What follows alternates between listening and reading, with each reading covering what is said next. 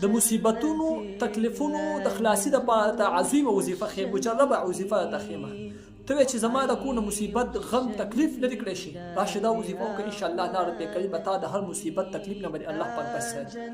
کور کې مصیبتونه دي، تکلیفونه، غمونه دي، راشه وظیفه درته وښیمه. خو دا ویډیو به د ملګرو سره شیر کوئ، ځکه نن سبا د هر چا په کور کې مشکلات دي، د هر چا په کور کې غم دی، مصیبت دی. راشه صحابه موږ ته دعا ښودلې، زه تاسو ته دعا ښیم او دا دعا ووایئ، انشاءالله الله عز وجل به ستا د کونه دغه مصیبتونه مشکلات حل کړي. دعا کم ده، دعا دا ده. حضرت ابو درداء رضی الله تعالی مبارک فرمایي چې کوم یو کس سحر او ماښام دا دعا وپیره ووایي، والله رب کریم به د کونه مصیبتونه مشکلات تمام هر سهل کې الله رب کریم به د هر غم مصیبت تکلیف نه به الله پاک بچ ساتي. دعا دا ده.